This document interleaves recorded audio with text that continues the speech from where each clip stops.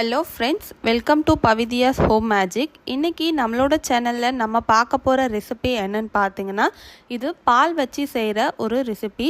இது sweet. Actually இதோட name என்ன அப்படின்றது எனக்கு தெரியல எக்ஸாக்டாக.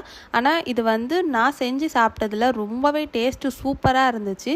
இது எப்படி செய்யணும் அப்படின்னு பார்த்தீங்கன்னா, இதுக்கு தேவையானது உங்கள் வீட்டில் எவ்வளோ பேர் இருக்காங்களோ அதுக்கு தேவையான அளவு குவான்டிட்டி எடுத்துக்கோங்க. நான் 1 லிட்டர் பாலில் இதை செஞ்சேன். ஸோ 1 லிட்டர் பாலில் நல்லா சுண்ட வர அளவுக்கு காய்ச்சிக்கோங்க. அதாவது 1 லிட்டர் 1/4 லிட்டராக ஆகணும். அந்த அளவுக்கு இது சுண்டணும். அப்போ தான் அதோட டேஸ்ட் எக்ஸாக்டாக ரொம்ப சூப்பராக இருக்கும். ஸோ இந்த மாதிரி சைடில் பிடிக்காமல் அப்பப்போ நீங்கள் கிண்டி விட்டுட்டே இருந்தீங்கன்னா தான் அதில் இருக்க ஆடை எல்லாமே ஒன்று சேர்ந்து அதை நம்ம சாப்பிடும்போது ரொம்பவே டேஸ்ட்டு சூப்பராக இருக்கும். ஸோ இந்த அளவுக்கு குவான்டிட்டி எனக்கு குறைஞ்சிடுச்சு. கிண்ணத்தில் 1/4 லிட்டர் அளவுக்கு தான் அந்த பாலே இருக்குது. ஸோ அதுக்கு தேவையான அளவு சர்க்கரை என்னன்னு பார்த்தீங்கன்னா, ஒரு 100 கிராம் கிளாஸ் இருக்கும். ஸோ அந்த கிளாஸில் ஒரு 3/4 அளவுக்கு தான் நான் சர்க்கரை ஆட் பண்ணியிருந்தேன்.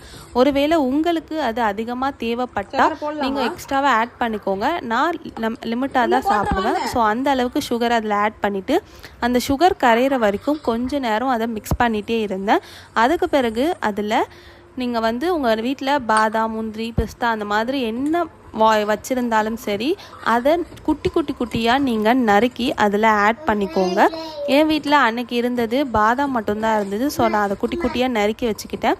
ஸோ அதுக்கு பிறகு அது நல்லா சூடு ஆறுனதுக்கப்புறம் ஒரு சின்ன பவுலில் அதை ஊற்றிக்கோங்க. ஏன்னா இது நான் ஃப்ரிட்ஜில் ஸ்டோர் பண்ணி அதுக்கப்புறமா சாப்பிட்டேன். ரொம்பவே சூப்பராக இருந்துச்சு. ஸோ இந்த அளவுக்கு நான் கொதிக்க அப்படியே ஊற்றிட்டேன். நான் வீடியோ எடுக்கணும் அப்படின்றதுனால. ஸோ நீங்கள் நல்லா ஆறுனதுக்கப்புறம் ஒரு பவுலில் ட்ரான்ஸ்ஃபர் பண்ணிக்கோங்க.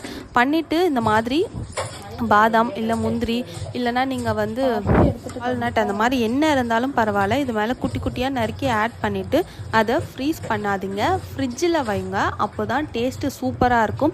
எக்ஸாக்டாக அதை சாப்பிட்ற மாதிரி இருக்கும். ஒருவேளை நம்ம அதை ஃப்ரிட்ஜில் வைக்காமல் ஃப்ரீசரில் வச்சோம் அப்படின்னா அது கட்டி ஆகிடும். ஸோ அது அப்போ டேஸ்ட் வேறு மாதிரி இருக்கும். அதுனா குல்ஃபி ஐஸ் சாப்பிட்ற மாதிரி நீங்கள் பவுலில் ஊற்றி வச்சு சாப்பிட்டா சூப்பராக இருக்கும். இது டப்பாவில் சாப்பிட்றதுனால நீங்கள் ஃப்ரிட்ஜில் ஃப்ரீஸ் பண்ணி ஒரு 2 ஹவர்ஸ்க்கு அப்புறம் சாப்பிட்டிங்கன்னா ரொம்பவே டேஸ்ட்டு சூப்பராக இருக்கும்.